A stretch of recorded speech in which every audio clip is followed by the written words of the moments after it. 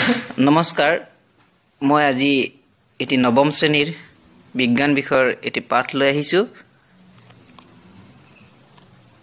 নৱম শ্ৰেণীৰ গতি বিষয়ক পাঠটি লৈ আহিছো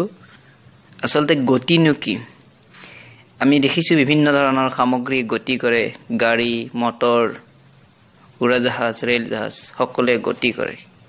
কিন্তু গতিৰ সূত্ৰটো দিবলৈ আমি কেনেকৈ যাম আসলতে যিকোনো বস্তু এটাই গতি কৰিবলৈ যাওতে এক নিৰ্দিষ্ট সময়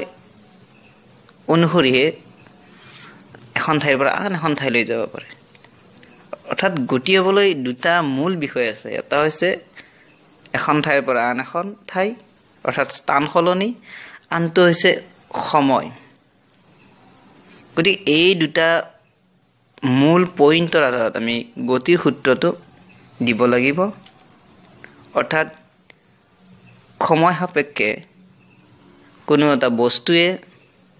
স্থান পৰিৱৰ্তন কৰাকে আমি গতি বুলি কম সময় সাপেক্ষে কোনো এটা গতিশীল বস্তুৱে স্থান পৰিৱৰ্তন কৰাকে গতি বুলি কয় ধৰা হ'ল এখন গাড়ীয়ে 4 ঘণ্টাত 10 কিলোমিটাৰ দূৰত্ব অতিক্ৰম কৰিছে এই যেটো 4 ঘণ্টাত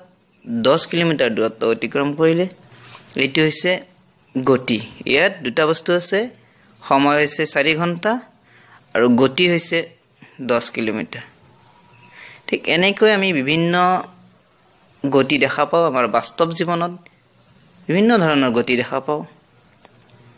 আমি হয়তো নিজে কেতিয়াবা বাইক চলালে বা আমি গাড়ী চলালে এনেকৈ আমি গতি কৰো ঠাই সলনি কৰো এখন ঠাইৰ পৰা আন এখন ঠাইলৈ যাওঁ আৰু ঠিক সেই সময়ত আমাৰ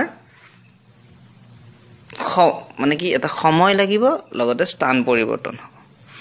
এনেদৰে গতি হয় এই গতিক আমি ভাগ কৰিব পাৰো যে কিছুমান গতি যে সময়ৰ লগে লগে এক নিৰ্দিষ্ট সময়ৰ লগে লগে এখন ঠাই সলনি কৰে অৰ্থাৎ ধৰক এখন গাড়ীয়ে 5 মিনিটত 10 কিলোমিটাৰ আৰু 5 মিনিটত 20 কিলোমিটাৰ আৰু 5 মিনিটত 30 কিলোমিটাৰ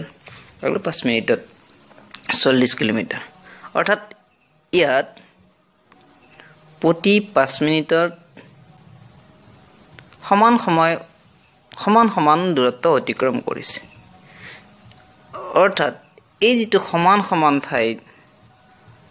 সমান সময়ত অতিক্ৰম কৰিলে এনে ধৰণৰ গতি কোৱা হয় সুষম গতি অৰ্থাৎ গতিশীল বস্তু এটাই সমান সময়ত সমান দূৰত্ব অতিক্ৰম কৰাকে আমি সুষম গতি বুলি কম আকৌ ধৰা হ'ল এখন গাড়ীয়ে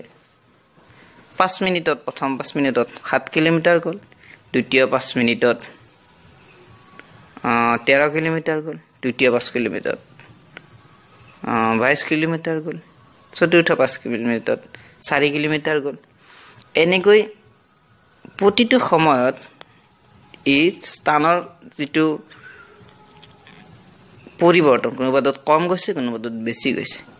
অৰ্থাৎ ৰাস্তাটো ভাল হ'লে অকমান গাড়ীখন স্পিডত যাব গতিকে বেছি দূৰত্ব যাব যদি ৰাস্তাটো বেয়া হয় স্পিডত যাব নোৱাৰিব মানে বেছি বেগত যাব নোৱাৰিব তেতিয়া গতিৰ স্থান কম হ'ব আৰু এনে ধৰণৰ গতি কি গতি বুলি কোৱা হয় বিষম গতি বুলি কোৱা হয়